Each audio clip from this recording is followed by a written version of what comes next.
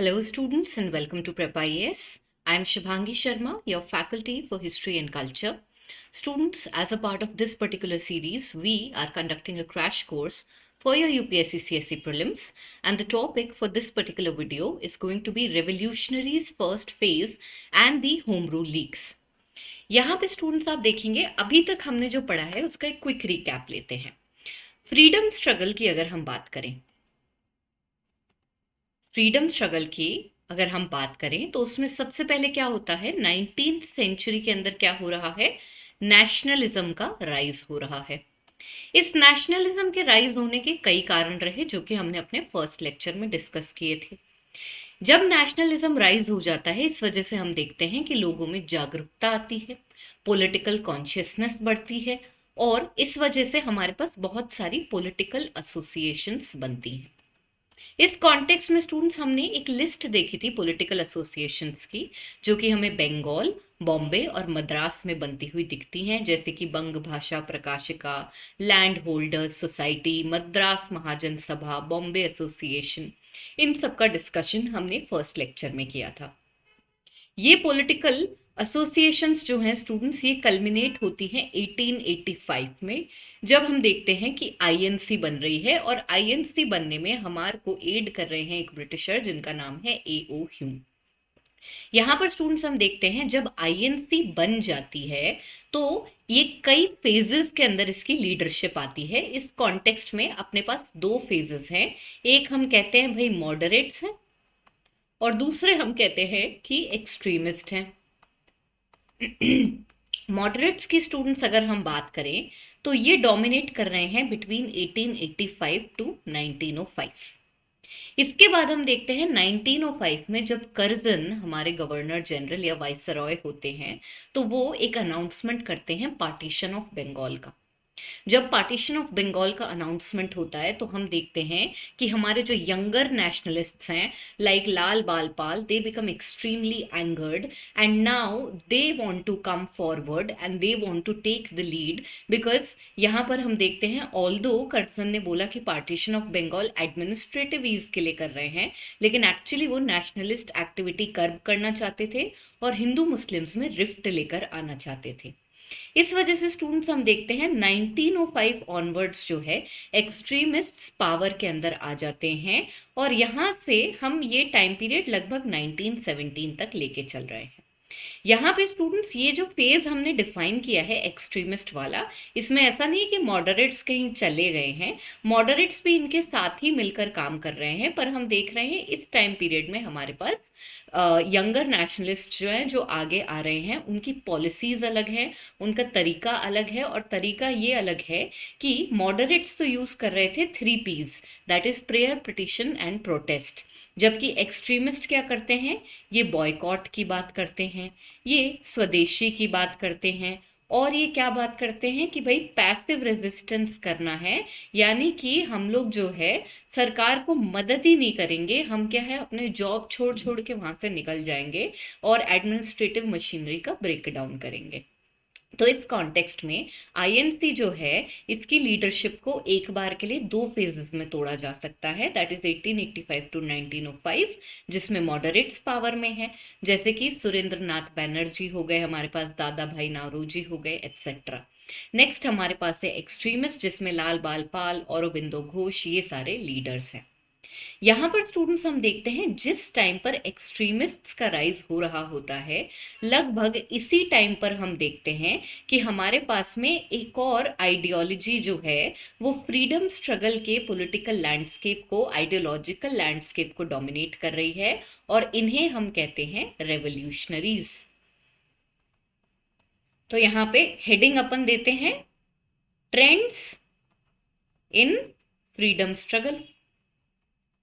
Trends in freedom struggle की अगर हम बात करें तो हमारे पास में दो ट्रेंड चल रहे हैं, एक आईएनसी का जिसमें मॉडरेट्स है, मॉडरेट्स के बाद एक्सट्रीमिस्ट हैं।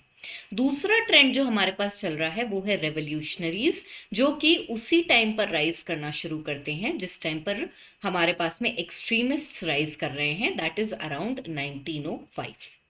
यहाँ पर स्टूडेंट्स जैसे हमने ट्रेस किए कि भाई मॉडरेट्स के राइज करने का क्या कारण था, एक्सट्रीमिस्ट के राइज करने का क्या कारण था, उसी तरह से हम देखते हैं कि भाई रेवोल्यूशनरीज जो हैं इनके राइज करने का कारण क्या था। सो बेसिकली इसके अंदर हमें कुछ नया पढ़ने की जरूरत नहीं है। एक्सट्रीमिस्ट्स के राइज करने का जो कारण है वही सेम कारण रेवोल्यूशनरीज के राइज करने का है, यानी कि वो मॉडरेट लीडरशिप जो है इससे चिढ़ रहे हैं, इनको लग रहा है कि भाई इससे कोई सक्सेस नहीं मिलेगी। उसके अलावा रेवोल्यूशनरीज एक्सट्रीमिस्ट की तरह कंप्लीट स्वराज की डिमांड कर रहे हैं कि भाई ब्रिटिशर्स जो है इनको इंडिया से बाहर निकाल के फेंक दें। रेवोल्यूशनरीज और एक्सट्रीमिस्ट के राइज करने के कारण तो सेम थे, लेकिन हम देखते हैं कि जो टूल्स ये यूज कर रहे हैं वो एक दूसरे से अलग है। जहां एक्सट्रीमिस्ट फ्रीडम पाने के लिए बॉयकॉट, स्वदेशी और पैसिव रेजिस्टेंस का यूज करते हैं, वहीं दूसरी जगह अगर रेवोल्यूशनरीज के टूल्स की बात करी जाए स्टूडेंट्स, तो इनकी फिलॉसफी है रिवॉल्वर एंड बॉम्ब, यानी कि गोली से उड़ा दो या बम से उड़ा दो। ठीक है, तो यहाँ पे मेजर डिफरेंस क्या है दोनों के बीच में? वायलेंस का डिफरेंस है, जहां पर हम देखते हैं revolutionaries will not hesitate in taking up arms in order to chuck the Britishers out of the country. तो यहाँ पे स्टूडेंट्स हमने इस ट्रेंड को अच्छे से देख लिए, ये छोटा सा फ्लो चार्ट बना लिया कि भाई मॉडरेट्स हैं, एक्सट्रीमिस्ट हैं, एक्सट्रीमिस्ट जिस टाइम राइज कर रहे हैं उसी टाइम रेवोल्यूशनरीज कर रहे हैं। दोनों के राइज करने के कारण तो सेम है और इनका गोल भी सेम है कि ब्रिटिशर्स को हटाना है, हमारे को सेल्फ रूल चाहिए। ऑन दी अदर हैंड जो एक डिफरेंस है इनके बीच में वो इनके टूल्स का है। जहां ये मास मोबिलाइजेशन की बात करते हैं, यहां पर हम देखते हैं कि ये लोग इंडिविजुअली जा जाके लोगों को गोली से उड़ाना, बॉम्ब से उड़ाना, ये इनके जो टूल्स हैं इनको ये यूज करते हैं। तो ये हमने अभी तक का एक छोटा सा जो है डिस्कशन किया। मोर ओवर स्टूडेंट्स, हमने एक चीज देखी थी पार्टीशन ऑफ बंगाल में के तहत, जब स्वदेशी मूवमेंट हुआ था, तो हम देखते हैं कि एक इम्पॉर्टेंट सेशन हुआ 1906 के अंदर, सॉरी 1907 के अंदर, जिसे हम बोलते हैं सूरत सेशन। और यहाँ पर एक चीज हो गई थी जिसे हम कह रहे हैं स्प्लिट। इसी वजह से इस सेशन को हम क्या कहते हैं? सूरत स्प्लिट कहते हैं। स्प्लिट किसके बीच में हुआ था स्टूडेंट्स? मॉडरेट्स और एक्सट्रीमिस्ट्स के बीच में स्प्लिट हो गया था। किस वजह से? स्वदेशी मूवमेंट की लीडरशिप कैसे करी जाए, इस बात को लेके हो गया था। और हम देखते हैं एक्सट्रीमिस्ट ना आईएनसी को छोड़कर चले गए और मॉडरेट्स पूरे के पूरे लीडरशिप में आ गए। तो यहाँ पे स्टूडेंट्स अभी तक जो हमने पढ़ा है ये उसका क्विक एक बैकग्राउंड है। और इस कॉन्टेक्स्ट में स्टूडेंट्स अब हम ट्रेंड्स इन फ्रीडम स्ट्रगल की बात करें तो हम अब रेवोल्यूशनरीज का राइज देखेंगे। रीजंस मैंने आपको बता दिए हैं, सेम है, ठीक है, सेम है। जिन कारणों से एक्सट्रीमिस्ट परेशान हैं वही सेम कारण रेवोल्यूशनरीज के साथ भी हैं। गोल भी इनका सेम है, डिफरेंस सिर्फ इनके टूल्स में है और किस तरह से ये किस तरह से ये फ्रीडम स्ट्रगल को आगे ले जाना चाहते हैं, इसके अंदर इनका एक जनरल डिफरेंस है। यहाँ पर स्टूडेंट्स आप देखेंगे अगर हम रेवोल्यूशनरीज की बात करें तो ये भी फर्दर दो फेज के अंदर डिवाइड हो सकते हैं। दो फेज के अंदर कैसे डिवाइड हो रहे हैं स्टूडेंट्स? आप देखेंगे कि जो इनका पहला फेज है वो स्वदेशी मूवमेंट खत्म होता है। स्वदेशी मूवमेंट जब टूटने लगता है तो अराउंड आप देखेंगे 1906 1907 के आसपास आके ये एक्टिव हो जाते हैं। और फिर फर्स्ट वर्ल्ड वॉर जो है हमारा, उस टाइम तक ये पॉपुलर रहते हैं। और फर्स्ट वर्ल्ड वॉर के बाद हम देखते हैं ब्रिटिशर्स इनको सप्रेस करना शुरू कर देते हैं, इसलिए इनका पहला फेज खत्म हो जाता है। उसके बाद स्टूडेंट्स हम देखते हैं कि इनका सेकेंड फेज कब शुरू होता है? जब नॉन कोऑपरेशन मूवमेंट को एकदम से रिकॉल किया जाता है 1922 में। तो सेकेंड फेज का डिस्कशन उस टाइम करेंगे, अभी के लिए हमारे को सिर्फ फर्स्ट फेज का डिस्कशन करना है। तो यहाँ पे स्टूडेंट्स हमने देख लिया रेवोल्यूशनरीज कौन है, क्या कैसे ये एक ट्रेंड है फ्रीडम स्ट्रगल के अंदर, क्या इनकी फिलॉसफी है, कैसे ये एक्सट्रीमिस्ट से मिलते जुलते भी हैं but at the same time इनमें कुछ बेसिक डिफरेंसेस भी हैं। रेवोल्यूशनरीज के स्टूडेंट्स अगर हम बात करें तो इन्होंने जो इंस्पिरेशन ली थी वो ली थी आयरिश नेशनलिस्ट और रशियन निहिलिस्ट से। और यहाँ पर हम देखते हैं ये जो दोनों इंस्पिरेशन है इनकी, ये भी वायलेंस में बिलीव करते थे। एज अ रिजल्ट स्टूडेंट्स इनकी जो मेथडोलॉजी है वो मास स्ट्रगल के ऊपर ना फोकस करके इंडिविजुअल हीरोइक एक्शंस को फॉलो करती है। एंड दैट इज वाई जब हम रेवोल्यूशनरी एक्टिविटीज का डिस्कशन करेंगे तो आप देखेंगे कि भाई 2 जने या 3 जने हैं, उन्होंने प्लानिंग करी, जाके किसी जज को मार दिया या किसी ट्रेन को डिरेल कर दिया या किसी को गोली से उड़ा दिया एक्सेट्रा। इस तरह के इंडिविजुअल एक्शंस जो है ये लेने में बिलीव करते थे रेवोल्यूशनरीज। यहाँ पे स्टूडेंट्स आपके माइंड में एक क्वेश्चन और आएगा कि भाई मॉडरेट्स और एक्सट्रीमिस्ट के बाद ये 1917 का बार क्यों लगाया है। स्टूडेंट्स 1917 का बार इसलिए लगाया है क्योंकि इसके बाद इंडिया के अंदर हमारे सबसे पॉपुलर लीडर आ जाएंगे, that is there will be arrival of Gandhi. और यहाँ से जो टाइम पीरियड शुरू होता है, जो ट्रेंड हम कहते हैं फ्रीडम स्ट्रगल में शुरू होता है, that is Gandhi style of politics. तो ये हमने एक ब्रीफ बना लिया। इसके अलावा हमने देख लिया रेवोल्यूशनरीज के क्या 2 फेज हैं और क्या इनकी इंस्पिरेशन है। इसी के साथ आगे चलते हैं स्टूडेंट्स और अब वन बाय वन देखेंगे कि ये जो रेवोल्यूशनरीज हैं इन्होंने अपने फर्स्ट फेज में क्या क्या एक्टिविटीज करी। यहाँ पर स्टूडेंट्स आप देखेंगे सबसे पहले तो भाई ये एसोसिएशंस बनाएंगे। जब एसोसिएशंस बनेंगी, लोग इनसे जुड़ेंगे, तभी तो ये किसी एक्टिविटी को अंजाम दे पाएंगे। तो इस कॉन्टेक्स्ट में हमें डुअल चीजें समझनी है। नंबर 1, इनके अंडर क्या ऑर्गेनाइजेशंस बनी, ठीक है। नंबर 1 हमें क्या देखना है, इनके अंडर क्या ऑर्गेनाइजेशंस बनी। एंड नंबर 2 हमें ये देखना है कि भाई इन्होंने क्या पर्टिकुलर कॉन्स्पिरेसीज ब्रिटिशर्स के अगेंस्ट कंडक्ट करी। ये 2 फेजेस के अंदर हम इनकी एक्टिविटीज को एनालाइज करेंगे। सबसे पहले ऑर्गेनाइजेशंस देखते हैं। हमारे पास स्टूडेंट्स 3 स्टॉर्म सेंटर्स हैं रेवोल्यूशनरी एक्टिविटी के, that is Bengal, Punjab and Maharashtra. Now here students पहले बंगाल की बात करते हैं कि भाई बंगाल के अंदर क्या ऑर्गेनाइजेशंस आई और किस तरह के कॉन्स्पिरेसी केसेस रेवोल्यूशनरी से एसोसिएटेड हमें देखने को मिले। यहाँ पर स्टूडेंट्स सबसे पहली ऑर्गेनाइजेशन जो हमें बंगाल में देखने को मिलती है, ये 1902 के अंदर मिदनापुर डिस्ट्रिक्ट के अंदर बनाई थी ज्ञानेंद्र नाथ बासु ने। इसके अलावा स्टूडेंट्स हम देखते हैं लगभग इसी समय पर कलकत्ता के अंदर सबसे पॉपुलर रेवोल्यूशनरी ऑर्गेनाइजेशन बनती है जिसका नाम है अनुशीलन समिति, और इसको बनाते हैं प्रमोद मित्तर, जिनकी मदद करते हैं जतेंद्र नाथ बैनर्जी और बरिंद्र कुमार घोष। इसके अलावा स्टूडेंट्स आप देखेंगे कि अप्रैल 1906 के अंदर अनुशीलन समिति जो है ये अपनी कुछ पब्लिकेशंस शुरू करती है जो कि काफी पॉपुलर हो जाती हैं और इनकी आइडियोलॉजी को दर्शाती हैं, और इनका नाम है Yugantar and Sandhya. Apart from that students आप देखेंगे हमारे पास 2 और रेवोल्यूशनरीज हैं, राश बिहारी बोस और सचिन सान्याल, जो कि सीक्रेट, इन सब ने सीक्रेट सोसाइटीज बना रखी हैं, ऐसे ओपनली मीटिंग्स नहीं कर सकते वरना गवर्नमेंट आके इनको सप्रेस कर देगी। तो इस वजह से इन्होंने भी कुछ सीक्रेट ऑर्गेनाइजेशंस बनाई जो कि पंजाब, दिल्ली, यूनाइटेड प्रोविंसेस तक फैली हुई थी। इसके अलावा स्टूडेंट्स आप देखेंगे कई रेवोल्यूशनरीज इंडिया छोड़ के बाहर भी चले गए जिससे कि वो वहां पर लोगों को मोबिलाइज कर सकें इंडिया के कॉज के लिए।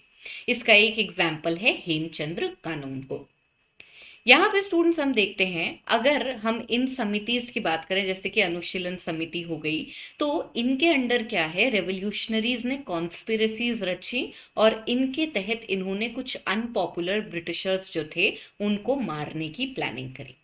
इसमें स्टूडेंट्स हम देखते हैं कि एक पहला अटेम्प्ट होता है 1907 के अंदर, जहां पे युगांतर ग्रुप जो है हमारा, जो अनुशीलन समिति से ही जुड़ा हुआ है, वो एक वेरी अनपॉपुलर ब्रिटिश ऑफिशियल जिनका नाम है sir Fuller, he students was the lieutenant governor of the provinces of eastern Bengal and Assam, इनको मारने की इन्होंने कोशिश करी। हाउएवर ये अटेम्प्ट सक्सेसफुल नहीं रहा। इसके अलावा स्टूडेंट्स इन्होंने एक और अनसक्सेसफुल अटेम्प्ट किया 1907 में, जहां पर हम देखते हैं इन बंगाल के रेवोल्यूशनरीज ने एक ट्रेन को डीरेल करने की कोशिश करी जिसके अंदर लेफ्टिनेंट गवर्नर एंड्रयू फ्रेजर जा रहे थे। हाउएवर स्टूडेंट्स ये दोनों की दोनों कॉन्स्पिरेसीज अनसक्सेसफुल रह गई। इसके बाद स्टूडेंट्स हम देखते हैं 1908 के अंदर एक बहुत पॉपुलर केस आता है जिसका नाम है Muzaffarpur conspiracy case.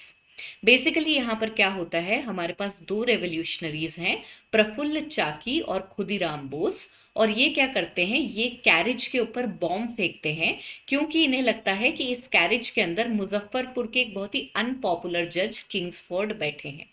However students, आप देखेंगे कि ये मिसकैलकुलेट कर लेते हैं और इंस्टेड उस कैरिज के अंदर जो है कुछ ब्रिटिश वुमेन जा रही थी और गलती से वो मर जाती हैं और किंग्सफोर्ड जो है वो बच जाते हैं। तो ये मुजफ्फरपुर कॉन्स्पिरेसी केस भी अनसक्सेसफुल रह जाता है। इसके अलावा जो दूसरा कॉन्स्पिरेसी केस हमारे पास पॉपुलर है, इसका नाम है अलीपुर कॉन्स्पिरेसी केस। ये भी 1908 में हुआ था और इसको अनुशीलन ग्रुप जो है इसके जो लोग थे, इसके तहत उनको अरेस्ट किया गया है। बेसिकली स्टूडेंट, सरकार ने क्या किया, अनुशीलन ग्रुप के जो अपने लीडर्स हो गए, जैसे कि अपने राश बिहारी घोष हो गए, औरबिंदो घोष हो गए, बरिंद्र घोष हो गए, इनके घरों में जा जाके एकदम से रेड कर दी और इनको ये बोला कि भाई तुम्हारे घर में आर्म्स है। अब नेचुरली इनके घर से कुछ ना कुछ आर्म्स तो मिल ही गए और इन सबको क्या है, एक के बाद एक अरेस्ट कर लिया। तो हम देखते हैं अराउंड 30+ लोगों को इन्होंने अरेस्ट कर लिया सरकार ने और इनको ट्रायल किया, और ये जो ट्रायल था इसका नाम था अलीपुर कॉन्स्पिरेसी केस। इस कॉन्टेक्स्ट में इनके ऊपर जो इल्जाम लगाए गए उनके अंदर ये था कि भाई एक तो इनके पास में इलिसिट आर्म्स हैं, और इसके अलावा हम देखते हैं कि ये कॉन्स्पिरेसी कर रहे हैं against the king of England. And as a result students, हम देखते हैं अनुशीलन ग्रुप के जो लोगों का ट्रायल हुआ है 1908 में, इसे कहा जाता है अलीपुर कॉन्स्पिरेसी केस। इसके अलावा स्टूडेंट्स, हम देखते हैं 1908 के अंदर ही एक बहुत ही फेमस डकैती होती है। इस डकैती का नाम है 12 डकैती, और ये किसके वहां पर हो रही है, एक अनपॉपुलर जमींदार है जिसने ऑप्रेस कर करके गरीबों का पैसा इकट्ठा कर रखा है। तो ये जो 12 का जमींदार है, इसके यहाँ पर डकैती करने जाते हैं पुलिन दास, और इसकी ऑर्गेनाइजेशन करती है डाका अनुशीलन समिति। रीजन ये होता है स्टूडेंट्स कि इनको अपने लिए फंड्स इकट्ठे करने हैं, इसीलिए एक अनपॉपुलर जो हमारे पास जमींदार है उसके पैसे खोस लाते हैं। At the same time students, इस डकैती की जो खासियत है वो ये है कि ये भरे दिन के अंदर हुई थी, एकदम ओपनली दिन में जाके इन लोगों ने डकैती कर ली। अपार्ट फ्रॉम दैट स्टूडेंट्स, आप देखेंगे कि हमारे पास में कई न्यूज़पेपर्स हैं जो कि इन रेवोल्यूशनरीज की आइडियोलॉजी जो है, जो ये चाह रहे हैं ब्रिटिशर्स के अगेंस्ट बोलना, उसको एडवोकेट करती है। इनके नाम अपन ऑलरेडी देख चुके हैं। ये है संध्या और युगांतर, जो कि वीकली की तरह पब्लिश होने लगे अंडर अनुशीलन समिति। और इसके अलावा हमारे पास एक और न्यूज़पेपर है स्टूडेंट्स जिसका नाम है कल, और ये महाराष्ट्र के अंदर छापा जाता था। बंगाल के अलावा स्टूडेंट्स, हमारे पास जो नेक्स्ट इंपॉर्टेंट रेवोल्यूशनरी एक्टिविटी का स्टॉर्म सेंटर है वो है महाराष्ट्र। यहाँ पर स्टूडेंट्स आप देखेंगे अर्लीस्ट रेवोल्यूशनरी एक्टिविटीज जिन्होंने ऑर्गेनाइज करी, इनका नाम है वासुदेव बालवंत फाड़के। बेसिकली इन्होंने क्या किया, यहाँ पर जो रामोसी पेजेंट्स हैं, जिसका हमने एक रिबेलियन भी पढ़ा था, तो रामोसी पेजेंट्स जो हैं स्टूडेंट्स, इनको ऑर्गेनाइज करते हैं सरकार और लोगों के खिलाफ, जमींदार के खिलाफ। अपार्ट फ्रॉम दैट स्टूडेंट्स, आप देखेंगे कि महाराष्ट्र के अंदर अगर तिलक की बात करी जाए तो यूं तो इनको एक्सट्रीमिस्ट आइडियोलॉजी में रखा जाता था। ये खुद कभी कोई वायलेंट चीज नहीं करते थे, पर रेवोल्यूशनरीज को इन्होंने टाइम एंड अगेन अपने प्रकाशन की वजह से, अपने पब्लिकेशंस के अंदर प्रेज किया है। इस कॉन्टेक्स्ट में स्टूडेंट्स आप देखेंगे तिलक 1879 के अंदर मिलिटेंट नेशनलिज्म को काफी ज्यादा प्रमोट करते थे, और इसके अलावा आप देखेंगे कि वो वायलेंस को भी अपनी राइटिंग्स के अंदर प्रीच किया करते थे। अपार्ट फ्रॉम दैट स्टूडेंट्स, आप देखेंगे मास मोबिलाइजेशन के लिए उन्होंने फेमस हिंदू फेस्टिवल्स का फायदा उठाया, जैसे कि गणपति एंड शिवाजी फेस्टिवल्स, जिनके अंदर जब भीड़ इकट्ठी होती थी तो वो उनको बैठा के ब्रिटिशर्स के अगेंस्ट प्रीच किया करते थे, उनको एक नेशनल कॉन्शियसनेस के बारे में समझाया करते थे। दो हमारे पास जर्नल्स हैं जो कि तिलक से एसोसिएटेड हैं, जहां पे इनका पॉपुलर ओपिनियन रिकॉर्ड किया जाता है, and these include Kesari and Mahratta. In fact students आप देखेंगे कि आगे जाके हमारे पास में एक बहुत ही पॉपुलर रेवोल्यूशनरी केस आता है, और उस केस को प्रेज करते हैं कौन, तिलक। यहाँ पर स्टूडेंट्स तिलक के दो डिसाइपल्स हैं, चापेकर ब्रदर्स, दामोदर और बालकृष्ण चापेकर। ये दोनों क्या करते हैं, 1897 में जाके प्लेग कमिश्नर हैं पूना के, उनका मर्डर कर देते हैं, और उसके अलावा हम देखते हैं ल्यूटेनेंट आयरेस्ट का भी मर्डर ये कर देते हैं। सो बेसिकली स्टूडेंट्स क्या होता है, हम देखते हैं इससे कुछ समय पहले ही प्लेग फैलता है इस एरिया के अंदर। अब यहाँ पर हमारे जो प्लेग कमिश्नर हैं ये क्या करते हैं, डॉक्टर्स को घर घर भेज के जांच करने की जगह सोल्जर्स को भेजना शुरू कर देते हैं, और ये सोल्जर्स बहुत ही लूटपाट मचाते हैं और जो लोकल वुमेन हैं उनके साथ बहुत बदसलूकी करते हैं। इस वजह से एनरेज हो जाते हैं चापेकर ब्रदर्स, और ये इस प्लेग कमिश्नर के मर्डर करने का प्लान करते हैं और सक्सेसफुल भी हो जाते हैं। बहती गंगा में लेफ्टिनेंट आयरेस्ट की भी डेथ हो जाती है, उनके ऊपर भी गोली चल जाती है। यहाँ पर स्टूडेंट्स आप देखेंगे ये जो प्लेग कमिश्नर ने गलत सलत चीजें करी थी इस आड़ के अंदर कि भाई हम प्लेग को कंट्रोल करने की कोशिश कर रहे हैं, ये चीज हम देखते हैं कि तिलक ने अपनी जर्नल्स के अंदर छापी है कि इन्होंने कितना बैडली लोगों को ट्रीट किया है, और इसी वजह से चापेकर ब्रदर्स इस वारदात को अंजाम देते हैं।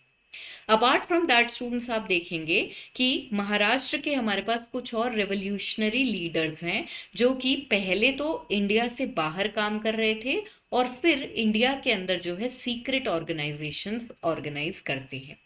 This includes the very famous students VD. Savarkar और उनके ब्रदर, जो कि एक सीक्रेट सोसाइटी मित्र मेला बनाते हैं 1899 में। हम देखते हैं 1904 के अंदर जो है ये ऑर्गेनाइजेशन अभिनव भारत के साथ मिल जाती है। ये जो क्या इन लोगों के पास में जो दोनों ऑर्गेनाइजेशन है, अगेन स्टूडेंट्स आप देखेंगे इनके तहत काफी सारी रेवोल्यूशनरी एक्टिविटीज को अंजाम दिया जाता है महाराष्ट्र में। ये इतने सारे जो हमने रीजंस या इतने सारे जो एग्जाम्पल्स देखे हैं स्टूडेंट्स, इसमें आप देखेंगे महाराष्ट्र एक इम्पॉर्टेंट स्टॉर्म सेंटर बन गया है रेवोल्यूशनरी एक्टिविटी का, और इसके तहत नासिक, पुणे, बॉम्बे ये सब जो है बॉम्ब मैन्युफैक्चर के सेंटर्स बन जाते हैं। जैसा कि मैंने आपको बताया था, एक्सट्रीमिस्ट्स और रेवोल्यूशनरीज जो हैं इनकी आइडियोलॉजी सिमिलर हैं, बस इनके टूल्स के अंदर डिफरेंस है, और टूल्स ये है कि ये वायलेंस करने से कतराते नहीं हैं। इनकी आइडियोलॉजी के अंदर बॉम्ब और रिवॉल्वर की आइडियोलॉजी भी असिमिलेट करी जाती है। तो इस कॉन्टेक्स्ट में इनकी एक्टिविटीज के तहत हम देखते हैं कि आर्म्स मैन्युफैक्चर भी क्वाइटली हो रहा है। अपार्ट फ्रॉम दैट स्टूडेंट्स, हमारे पास जो तीसरा स्टॉर्म सेंटर है रेवोल्यूशनरी एक्टिविटी का, ये है पंजाब। पंजाब की अगर हम बात करें स्टूडेंट्स, तो यहाँ पर हम देखते हैं एक बहुत ही पॉपुलर कॉन्स्पिरेसी केस हुआ था जिसका नाम है दिल्ली लाहौर कॉन्स्पिरेसी केस, जिसको अंजाम दिया गया 1912 के अंदर। सो बेसिकली स्टूडेंट्स, इस केस के अंदर क्या होता है, हमारे पास दो लीडर्स हैं, राश बिहारी बोस एंड सचिन सान्याल। ये दोनों क्या करते हैं, जो वाइसरॉय हैं हमारे पास इस टाइम पे हार्डिंज, उनको असैसिनेट करने की कोशिश करते हैं जब वो चांदनी चौक की तरफ से गुजर रहे होते हैं अपने कैरिज के अंदर। हाउएवर स्टूडेंट्स, ये अनसक्सेसफुल हो जाता है और वाइसरॉय हार्डिंज बचकर निकल जाते हैं। अपार्ट फ्रॉम दैट स्टूडेंट्स, आप देखेंगे कि हमारे पास पंजाब रेवोल्यूशनरीज में दो मेजर लीडर्स हैं, that is Lala Lajpat Rai and Ajit Singh. Lala Lajpat Rai की अगर हम बात करें तो वो अपनी रेवोल्यूशनरी आइडियोलॉजी को जो है अपनी एक पब्लिकेशन के थ्रू लोगों के बीच में लेकर आए जिसका नाम है पंजाबी। इसके अलावा अजीत सिंह जो हैं, इन्होंने एक ऑर्गेनाइजेशन बनाई अपनी रेवोल्यूशनरी एक्टिविटीज को आगे बढ़ाने के लिए और लोगों को उससे जोड़ने के लिए, और इस ऑर्गेनाइजेशन का नाम है अंजुमन ए मुहिस्बान ए वतन, जो कि इन्होंने लाहौर में बनाई थी। और इसके ऑर्गेनाइजेशन की जो आइडियोलॉजी है इसको प्रीच करने के लिए इन्होंने एक जर्नल भी छापना शुरू किया जिसका नाम था भारत माता। तो यहाँ पे स्टूडेंट्स, क्विक रिकैप में हमने अभी तक क्या देख लिया कि भाई जो रेवोल्यूशनरीज हैं उनका फर्स्ट फेज चल रहा है, जो कि हमारे को 1907 ऑनवर्ड्स देखने मिलता है, 1917 तक चलेगा, लगभग का टाइम पीरियड है ये। मेन कारण इनका क्या था, मॉडरेट से डिसइल्यूजन्ड है। पार्टीशन ऑफ बंगाल के बाद जो स्वदेशी मूवमेंट हुआ वो भी सक्सेसफुल नहीं हुआ, इस वजह से इन्होंने अपनी इंडिविजुअल हीरोइक एक्टिविटीज शुरू कर दी। इसके अलावा स्टूडेंट्स, हमने इनकी इंस्पिरेशंस देखी जो कि रशियन निहिलिस्ट्स हैं और आयरिश होम रूल लीग्स हैं। इस कॉन्टेक्स्ट में स्टूडेंट्स, रेवोल्यूशनरीज के कितने स्टॉर्म सेंटर हैं, 3 हैं, जिसमें एक है हमारे पास महाराष्ट्र, फिर है बंगाल, और उसके अलावा हमारे पास में है पंजाब। इस कॉन्टेक्स्ट में हमने इन तीनों स्टॉर्म सेंटर्स में क्या क्या ऑर्गेनाइजेशंस बनी, कौन लीडर्स थे, और उन्होंने क्या क्या कॉन्स्पिरेसी केसेस को अंजाम दिया, इसका डिस्कशन हमने किया है। मोर ओवर स्टूडेंट्स, इनसे एसोसिएटेड जो पब्लिकेशंस हैं इनके नाम भी आपको जरूर याद रखने हैं। इंडिया में इन तीन स्टॉर्म सेंटर्स के अलावा स्टूडेंट्स आप देखेंगे रेवोल्यूशनरी एक्टिविटीज जो हैं ये अब्रॉड के अंदर भी बहुत ज़्यादा पॉपुलर हो रखी थी।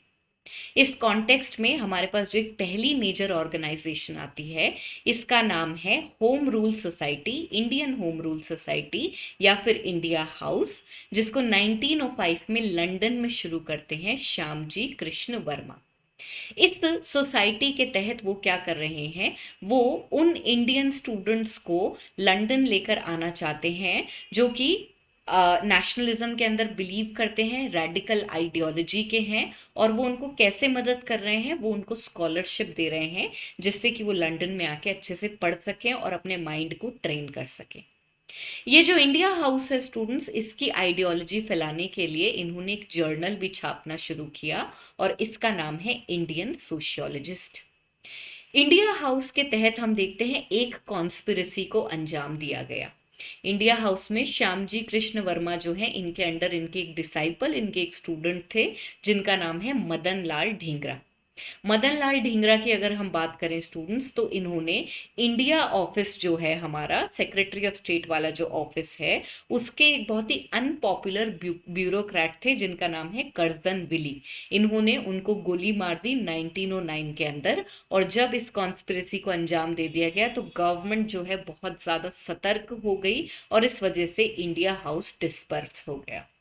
आगे जाके स्टूडेंट्स हम देखते हैं कि इसके अंडर जो भी लीडर्स थे वो इधर उधर दूसरी कंट्रीज में या इंडिया की तरफ भाग गए, और हम देखते हैं इसके तहत दो नए मेजर सेंटर्स इमर्ज हुए, पेरिस और जिनेवा में। अपार्ट फ्रॉम दिस स्टूडेंट्स आप देखेंगे कि अब्रॉड एक्टिविटीज की अगर हम बात करें तो रेवोल्यूशनरीज के साथ जो सबसे पॉपुलर इवेंट जुड़ा हुआ है उसको हम कहते हैं द गदर मूवमेंट। तो इस कॉन्टेक्स्ट में देखते हैं कि भाई गदर मूवमेंट क्या है, कहाँ शुरू हुआ और कौन इसके लीडर्स थे। बेसिकली स्टूडेंट्स आप देखेंगे कि ये जो गदर मूवमेंट है ये हमारे यूएस और कनाडा के अंदर जो है जोर पकड़ रहा था। जो इंडियंस यूएस और कनाडा में बैठे थे वो इसकी कार्यकारिणी को आगे लेकर जा रहे थे। इस कॉन्टेक्स्ट में गदर मूवमेंट के आने से पहले हमारे पास कुछ अर्ली एसोसिएशंस भी हैं जो कि यूएस और कनाडा में इससे पहले से काम कर रही थी। ये दो ऑर्गेनाइजेशंस जो हैं स्टूडेंट्स, दीज इंक्लूड स्वदेश सेवक होम एट वैंकूवर, और उसके अलावा हमारे पास यूनाइटेड इंडिया हाउस है सियाटल में। तो ये दोनों क्या हैं, ये वो ऑर्गेनाइजेशंस हैं जो कि गदर से पहले यूएस और कनाडा के अंदर काम कर रही हैं। फिर स्टूडेंट्स हम देखते हैं कि 1913 के अंदर हमारे पास एक पार्टी का ऑर्गेनाइजेशन होता है जिसका नाम है गदर पार्टी, जिसको एक रेवोल्यूशनरी ग्रुप ऑर्गेनाइज कर रहा है। यहाँ पर स्टूडेंट्स हम देखते हैं कि ये जो गदर पार्टी बनी है ये इनिशियली एक न्यूज़पेपर के अराउंड बनी थी जिसका नाम था the Ghadar. The Ghadar basically एक वीकली न्यूज़पेपर था जिसके अंदर रेवोल्यूशनरी आइडियोलॉजी से रिलेटेड आर्टिकल्स छापे जाते थे, और इस न्यूज़पेपर के अराउंड ही जो लोग इससे जुड़े हुए थे उन्होंने ही आगे जाके एक रेवोल्यूशनरी ग्रुप बना लिया जिसको नाम मिला गदर पार्टी। इस गदर पार्टी ने फर्दर जो एक्टिविटीज को अंजाम दिया, इस वजह से हम देखते हैं इसका नाम पड़ गया गदर मूवमेंट। गदर मूवमेंट की या गदर पार्टी की स्टूडेंट्स अगर हम बात करें तो इनके जो हेडक्वार्टर्स थे वो सैन फ्रांसिस्को के अंदर लोकेटेड थे, और उसके अलावा हम देखते हैं कि यूएस कोस्ट के अंदर इनकी बहुत सारी और ब्रांचेस थी। मेन लीडरशिप की अगर हम बात करें तो गदर मूवमेंट की लीडरशिप आती है via Lala Hardayal, Ramchandra, Barkatullah, Bhai Parmanand etcetera. Apart from that students आप देखेंगे कि अगर हम इन लीडर्स की बात करें तो ये जिन लोगों को ऑर्गेनाइज कर रहे हैं, जो रेवोल्यूशनरीज इनकी शरण में आ रहे हैं, these are mainly ex soldiers and peasants जो कि पंजाब से माइग्रेट करके यूएस और कनाडा की तरफ आ गए थे बेटर एम्प्लॉयमेंट अपॉर्चुनिटी के लिए। इस कॉन्टेक्स्ट में स्टूडेंट्स हम देखते हैं कि इन्हें एक अच्छा ग्रुप मिलता है ट्रेन करने के लिए जो कि इंडिया के कॉज के लिए लड़ रहे हैं। अपार्ट फ्रॉम दैट स्टूडेंट्स आप देखेंगे कि गदर मूवमेंट की जो मेजर एक्टिविटीज हैं वो दो इवेंट से इन्फ्लुएंस हुई थी। ये जो दो इवेंट्स हैं स्टूडेंट्स, इसके अंदर एक इवेंट का नाम है कोमागाता मरु इंसिडेंट और दूसरा इवेंट है the outbreak of first World war. I think first World war के अंदर तो कुछ समझाने की जरूरत है नहीं। फर्स्ट वर्ल्ड वॉर हुआ था और इसने इंडिया को इम्पैक्ट किया है और इसकी वजह से रेवोल्यूशनरीज जो हैं वो बहुत सतर्क हो गए। हाउएवर स्टूडेंट्स, ध्यान देने वाला जो इंसिडेंट है वो है कोमागाता मरु इंसिडेंट, कि भाई ये क्या था और इसके तहत क्या हुआ। सो कोमागाता मरु स्टूडेंट्स बेसिकली क्या था, ये एक जापानीज शिप था जो कि काफी सारे सिख और पंजाबी मुस्लिम्स जो हैं, जो कि वुड बी इमिग्रेंट्स बनना चाह रहे थे, उनको लेकर कनाडा वैंकूवर की तरफ जा रहा था। हाउएवर स्टूडेंट्स, ये शिप जब कनाडा के शोर पर लैंड करता है तो हम देखते हैं कनेडियन अथॉरिटीज जो हैं वो इस शिप को एंकर करने से मना कर देते हैं और उन्हें कहते हैं कि तुम जो है वापस इंडिया की तरफ लौट जाओ। यहाँ पर स्टूडेंट्स हम देखते हैं कि जो इंडियंस इस शिप के ऊपर बैठे थे उनको ये पर्सनली बिलीव होता है कि कैनेडियन अथॉरिटीज का ये जो ट्रीटमेंट है ये ब्रिटिशर्स के कहने पर हो रहा है, और इसीलिए अल्टीमेटली हमें गुस्सा किस पर आने लगता है, ब्रिटिशर्स पर आने लगता है। एज अ रिजल्ट स्टूडेंट्स, कोमागता मारू जो शिप है हमारा वो वापस इंडिया की तरफ पहुंच जाता है, और जैसे ही ये इंडिया की तरफ पहुंचता है इसको एंकर किया जाता है at a place known as Budge Budge, जो कि कैलकाटा के पास है। और एज अ रिजल्ट हम देखते हैं जैसे ही ये शिप लैंड होता है, हम यहाँ पर अथॉरिटीज आते हैं, ब्रिटिश अथॉरिटीज पकड़ते हैं पैसेंजर्स को, बोलते हैं इमीडिएटली ट्रेन में बैठो और पंजाब को निकल लो। लेकिन स्टूडेंट्स हम देखते हैं जैसे ही इन पंजाबीज के साथ में, जो हमारे पास सिख्स हैं और पंजाबी मुस्लिम्स हैं, इनके साथ इतना इल ट्रीटमेंट हो रहा होता है कि ये लोग जो हैं अटैक करने के ऊपर या फिर रिएक्ट करने के ऊपर मजबूर हो जाते हैं। एज अ रिजल्ट दोनों पार्टीज में, ब्रिटिशर्स एक तरफ, पंजाबी मुस्लिम्स और सिख्स एक तरफ, इनके बीच में कॉन्फ्लिक्ट होता है और हम देखते हैं 22 जो लोग हैं उनकी डेथ हो जाती है। जब ये इंसिडेंट होता है इससे बहुत ज्यादा गुस्से में आ जाते हैं रेवोल्यूशनरीज, खास करके गदर मूवमेंट के लीडर्स। एज अ रिजल्ट वो इनको अवेंज करने का फैसला ले लेते हैं और वो 21 फरवरी 1915 की डेट को फिक्स करते हैं कि हम फिरोजपुर, लाहौर और रावलपिंडी के जो गैरिसन्स हैं उनके अंडर एक आर्म रिवोल्ट करेंगे और लूटपाट करेंगे। हाउएवर स्टूडेंट्स, हम देखते हैं कि सरकार जो है वो इमीडिएटली एक्शन में आ जाती है और इसके तहत स्टूडेंट्स ये क्या करते हैं, ये एक एक्ट पास करते हैं to curb the revolutionary activities and specially to smash the Ghadar movement, जिसका नाम है डिफेंस ऑफ इंडिया रूल्स 1915। इसके तहत वही होता है कि स्पीडी ट्रायल्स हो रहे हैं, फटाफट लोगों को कैप्चर करो, जेल में भरो, एटसेट्रा। तो यहाँ पे याद रखने वाली बात यह है कि भाई डिफेंस ऑफ इंडिया रूल्स क्या है। डिफेंस ऑफ इंडिया रूल एक एक्ट है जो कि सरकार ने जारी करी थी, जिससे कि गदर मूवमेंट और रेवोल्यूशनरी एक्टिविटीज को रोका जा सके। इसके अलावा स्टूडेंट्स आप देखेंगे कि यूएस और कनाडा के अलावा हमारे पास में यूरोप में इंग्लैंड को छोड़ के और भी काफी जगह हैं जहां पर रेवोल्यूशनरी एक्टिविटी का स्प्रेड चल रहा है। इस कॉन्टेक्स्ट में हमारे पास में एक कमिटी है जिसका नाम है Berlin committee for Indian independence, जो कि 1915 के अंदर इस्टेब्लिश करी गई थी in Germany by leaders such as Virendranath Chattopadhyay, Bhupendra Dutt and Lala Hardayal. यहाँ पे स्टूडेंट्स इस कमिटी को सेटअप करने में हम देखते हैं जर्मनी के जो लोग हैं उन्होंने भी इनकी मदद करी थी। इसके अलावा स्टूडेंट्स आप देखेंगे कि यूरोप के अंदर जो इंडियन रेवोल्यूशनरीज बैठे हैं उन्होंने और जगहों के ऊपर मिशन सेंड करना शुरू कर दिया और कंट्रीज के अंदर मिशन सेंड करने शुरू कर दिए, जिससे कि वो वहां से इंडियन प्रिजनर्स ऑफ वॉर्स को कलेक्ट करके ला सकें, सो दैट हम लोग उनको यूज कर सकें आगे to fight against the Britishers. इस कॉन्टेक्स्ट में मिशंस कहाँ कहाँ भेजे गए, Baghdad, Persia, Turkey and even to Kabul. Reason क्या है, हमारे को इंडियन ट्रूप्स और प्रिजनर्स ऑफ वॉर जो हैं उनके अंडर एंटी ब्रिटिश फीलिंग्स फैलानी है, जिससे कि वो हमारे रेवोल्यूशनरी एक्टिविटीज के साथ जुड़ जाएं। इसके अलावा स्टूडेंट्स आप देखेंगे कि यूनिक मिशन काबुल की तरफ भेजा गया था, जिसको भेजा था राजा महेंद्र प्रताप सिंह, बरकातुल्ला और ओबेयदुल्ला ने। कहाँ पे, काबुल के अंदर भेजा था, जिससे कि एक प्रोविजनल इंडियन गवर्नमेंट सेटअप कर सके। कुछ ऐसा सही काम स्टूडेंट्स आप देखेंगे कि आगे जाके जो है आईएनए भी करने की कोशिश करेगी। However students, right now this is something which is quite unique, and in at least in the decade of 1915 1916 nobody would have thought about it, but these three visionary people decided to set up provisional Indian government there and start their revolutionary activities from Kabul। And ये क्या कैसे करना चाहते थे इस काम को, जो इनका क्राउन प्रिंस है काबुल का, अमनुल्ला, उनकी हेल्प लेकर। तो यहाँ पर स्टूडेंट्स हम देखते हैं ये कुछ मेजर एक्टिविटीज हैं जो कि यूरोप के अंदर हो रही हैं, और इसके तहत हम लोगों को मोबिलाइज करने की कोशिश कर रहे हैं ब्रिटिशर्स के अगेंस्ट, और उनमें एंटी ब्रिटिश सेंटिमेंट फैलाने की कोशिश कर रहे हैं। तो यहाँ पे स्टूडेंट्स हमारा रेवोल्यूशनरीज के फर्स्ट फेज का डिस्कशन कंप्लीट होता है। हमने ऑलरेडी एक क्विक रिकैप ले लिया था, और उसके बाद हमने देखा कि नेक्स्ट जो 2-3 स्लाइड्स हमने पढ़ी हैं, these are pertaining to the revolutionary activities outside India, जिसमें हमने यूएस, कनाडा, यूरोप, इन सब का डिस्कशन कर लिया। अपार्ट फ्रॉम दैट स्टूडेंट्स आप देखेंगे कि जब हम एक्सट्रीमिस्ट और रेवोल्यूशनरीज की बात करते हैं, तो इस कॉन्टेक्स्ट में हमारे पास में भाई स्वदेशी मूवमेंट हुआ। स्वदेशी मूवमेंट हुआ, ये हमारा अराउंड 1905 के पार्टीशन ऑफ बंगाल के बाद शुरू हो रहा है। उसके अलावा स्टूडेंट्स हम देखते हैं कि स्वदेशी मूवमेंट बड़ा जोरों शोरों से चल रहा है, लेकिन एक बार को जब मॉडरेट्स इसकी लीडरशिप में आ जाते हैं तो ये एकदम से बंद हो जाता है। मॉडरेट्स की लीडरशिप में आने के बाद ये एकदम से बंद होता है, और एक कारण कि एक्सट्रीमिस्ट जो हैं एक बार के लिए शांत हो गए हैं, वो ये भी है कि सरकार ने कुछ कॉन्स्टिट्यूशनल रिफॉर्म्स का प्रॉमिस किया था, जो कि आते हैं हमारे पास 1909 में, जिन्हें हम कहते हैं मॉर्ले मिंटो रिफॉर्म्स।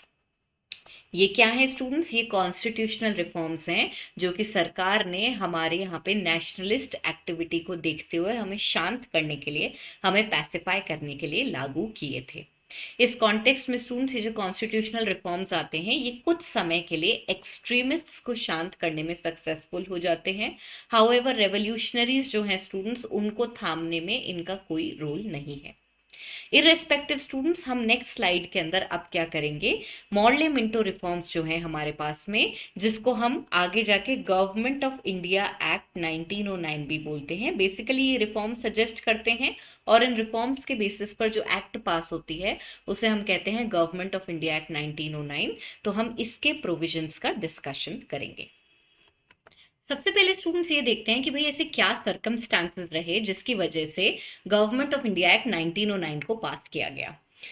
जैसा कि हम देख रहे हैं ऑलरेडी हमारे को रिफॉर्म्स करने हैं, ठीक है, और हमें जो रिफॉर्म्स करने हैं इनकी डिमांड कौन कर रहा है? पब्लिक कर रही है, ऑलरेडी एनरेज्ड है, इसलिए सरकार ने जो है शांत करने के लिए हमारे को इन रिफॉर्म्स को लागू किया।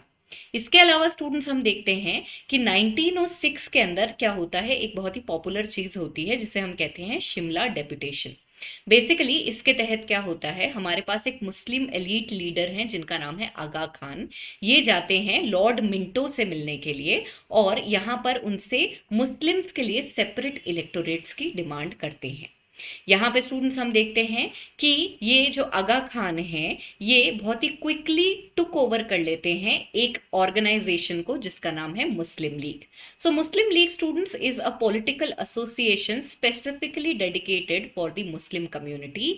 एंड हियर स्टूडेंट्स, इस एसोसिएशन को स्टूडेंट्स कुछ ऑर्थोडॉक्स मुस्लिम्स ने बनाया था जिस टाइम पे हमारा स्वदेशी मूवमेंट चल रहा था, और वो मुस्लिम्स को जो है आईएनसी से दूर रखना चाहते थे और ब्रिटिशर्स के साथ रहना चाहते थे, और इसी वजह से इन्होंने ये पॉलिटिकल एसोसिएशन बनाई जो कि आगे जाके बहुत बड़ा रोल निभाने वाली है फ्रीडम स्ट्रगल में।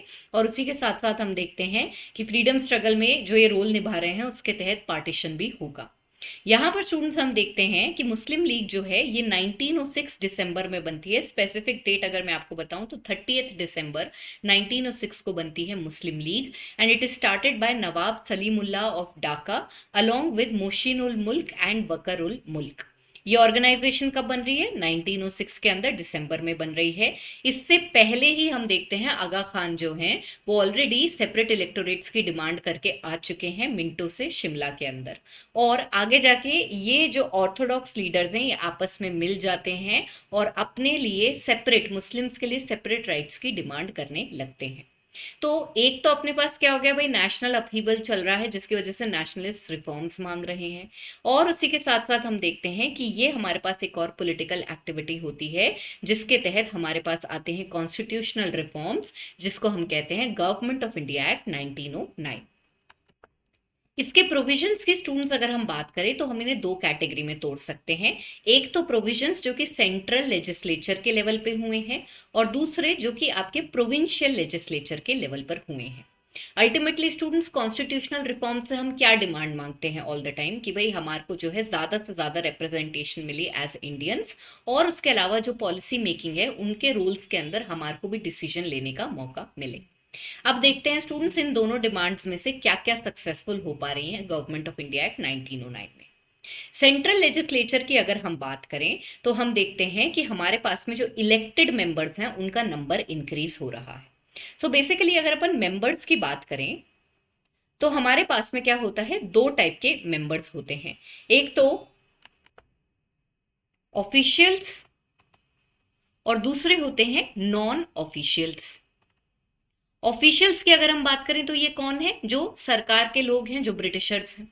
नॉन ऑफिशियल्स की बात करें तो इनके अंदर फर्दर दो कैटेगरी होती है, जिसमें हमारे पास इलेक्टेड मेंबर्स होते हैं और उसके अलावा हमारे पास नॉमिनेटेड मेंबर्स होते हैं।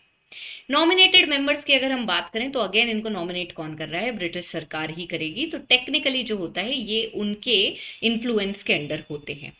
इलेक्टेड मेंबर्स कहां से आते हैं, इलेक्टेड मेंबर्स होते हैं आपके इंडियंस, और यही वो जगह है जहां से हम अपनी रिप्रेजेंटेशन को कैप्चर कर सकते हैं। तो इस कॉन्टेक्स्ट में जिस भी एक्ट में मैं आपको बताऊं कि भाई इलेक्टेड मेंबर्स का नंबर बढ़ गया, यानी कि इंडियंस की रिप्रेजेंटेशन बढ़ गई, तो एक चीज की डिमांड जो हम कर रहे हैं कि भाई इंडियंस जो है उनको रिप्रेजेंटेशन मिलनी चाहिए, वो चीज यहां पर बढ़ रही है। इस कॉन्टेक्स्ट में हमारे इंपीरियल लेजिस्लेटिव काउंसिल के अंदर क्या हो रहा है, इलेक्टेड मेंबर्स जो हैं उनका नंबर बढ़ रहा है, और इसी के साथ साथ आप देखेंगे प्रोविंशियल लेवल पर भी जो लेजिस्लेटिव काउंसिल्स हैं वहां पर इलेक्टेड मेंबर्स का नंबर बढ़ रहा है। यानी कि दोनों ही लेवल्स पर हम देखते हैं कि इंडियंस की रिप्रेजेंटेशन को बढ़ाया जा रहा है। यहां पर स्टूडेंट्स अगर हम इलेक्टेड मेंबर्स की बात करें तो ये जो इलेक्टेड मेंबर्स हैं इनका कोई प्रॉपर ऐसे इलेक्शन नहीं हो रहा है जो हम आज के टाइम पर देखते हैं। ये जो इलेक्शंस हैं ये इनडायरेक्ट इलेक्शंस होते हैं ऑल टुगेदर। किस तरह से ये होते हैं इसका डिस्कशन हम आगे वाली स्लाइड में करेंगे। इररिस्पेक्टिव स्टूडेंट्स, आप देखेंगे कि ये जो इलेक्टेड मेंबर्स आ रहे हैं जो कि नॉन ऑफिशियल मेंबरशिप के थ्रू आएंगे, नॉन ऑफिशियल मेंबर्स हैं ये, इनका जो इलेक्शन होगा लेजिस्लेटिव काउंसिल्स के लिए वो क्लास और कम्युनिटी के बेसिस पर हो रहा है, ना कि टेरिटोरियल रिप्रेजेंटेशन के बेसिस पर हो रहा है। तो यहां पर ब्रिटिशर्स क्या कर रहे हैं, कम्युनलिज्म फैलाने की कोशिश कर रहे हैं क्लास और कम्युनिटी इंटरेस्ट के बेसिस पे। जैसे मान लीजिए लैंड होल्डर्स हो गए, लैंड लॉर्ड्स हो गए, उनका एक इंटरेस्ट बेस्ड कम्युनिटी हो गया। उसके अलावा हमारे पास में लेट्स से पेजेंट्स हो गए, उनका एक इंटरेस्ट बेस्ड कम्युनिटी हो गया। इंडस्ट्रियल क्लास का एक इंटरेस्ट बेस्ड कम्युनिटी हो गया। तो इसके बेसिस पर इलेक्शन करते थे, ना कि ये कि भाई ये प्रोविंस है तो इसके अंदर से इतने मेंबर्स आएंगे। All of these things were done in order to create a rift between the different people of different communities. इस कॉन्टेक्स्ट में स्टूडेंट्स हम देखते हैं इन्होंने सेपरेट इलेक्टोरेट्स दे दिए मुस्लिम्स को, जहां पर हम देखते हैं ये जो मुस्लिम्स हैं इनको सेपरेट इलेक्टोरेट्स भी मिल रहे हैं, and at the same time अगर हम क्वालिफिकेशंस की बात करें तो इनके लिए जो क्वालिफिकेशंस रखी गई थी वो हिंदू से कम रखी गई थी। कम पढ़ा लिखा कम पैसे वाला भी चल जाएगा। अपार्ट फ्रॉम दैट स्टूडेंट्स, ये जो स्टेप स्पेसिफिकली गवर्नमेंट ने लिया मुस्लिम्स को सेपरेट इलेक्टोरेट्स देने का, वो इसलिए लिया क्योंकि ये क्या करना चाह रहे हैं, कम्युनल रिफ्ट लाना चाह रहे हैं between the Hindus and Muslims. तो यहाँ पे सेंट्रल लेजिस्लेचर में क्या हो रहा है, एक तो हमारे इलेक्टेड मेंबर्स बढ़ रहे हैं। इलेक्टेड मेंबर्स जो है इनका इलेक्शन इनडायरेक्टली होगा, जो मैं आपको भी आगे वाली स्लाइड में बताती हूँ। इसके अलावा रिप्रेजेंटेशन कैसे हो रही है, it is on the basis of class and community respect and not on the territorial basis. Apart from that students, हमारे पास नेक्स्ट चेंजेस प्रोविंशियल लेवल पर आ रहे हैं, और यहाँ हम देखते हैं कि प्रोविंशियल लेवल के अंदर हमारे पास अगेन दो टाइप के मेंबर्स हैं, ऑफिशियल और नॉन ऑफिशियल। नॉन ऑफिशियल की बात करें तो ये फिर दो कैटेगरी में टूटते हैं, इलेक्टेड और नॉमिनेटेड। तो अब की बार इन्होंने क्या किया है, प्रोविंशियल काउंसिल्स में नॉन ऑफिशियल मेंबर्स की मेजोरिटी जो है इसको इंट्रोड्यूस कर दिया है, यानी कि ये जो है नंबर में ज्यादा है, और इससे अगेन हमें क्या दिख रहा है कि इंडियंस के लिए रिप्रेजेंटेशन बढ़ रही है। हाउएवर स्टूडेंट्स, आप देखेंगे कि अगर नॉन ऑफिशियल्स की मेजोरिटी है भी, लेकिन इसके अंदर एक सब एलिमेंट है नॉमिनेटेड मेंबर्स का, जो हमेशा गवर्नमेंट की ही साइड लेते थे, और इस वजह से अगर हम कोई चेंज लाना भी चाहें तो ये लोग जो है उसके बीच में बाधा बन जाते थे। इसके अलावा स्टूडेंट्स, जैसा कि मैंने आपको बताया, इलेक्शन की अगर हम बात करें तो उसमें हम देख रहे हैं सेपरेट इलेक्टोरेट्स इंट्रोड्यूस हुए हैं, और ये जो सेपरेट इलेक्टोरेट इंट्रोड्यूस हुए हैं स्पेसिफिकली मुस्लिम्स के लिए, इसमें इनकी इनकम क्वालिफिकेशन जो है मुस्लिम वोटर्स की, वो हिंदूज के कंपैरिजन में कम रखी गई है। अपार्ट फ्रॉम दैट स्टूडेंट्स, आप देखेंगे कि लेजिस्लेचर्स जो हैं उनकी सेंट्रल और प्रोविंशियल लेवल दोनों पर जो है पावर बढ़ाई जा रही है। कैसे पावर बढ़ाई जा रही है, ये लोग क्या है, रेजोल्यूशन पास कर सकते हैं और सवाल पूछ सकते हैं।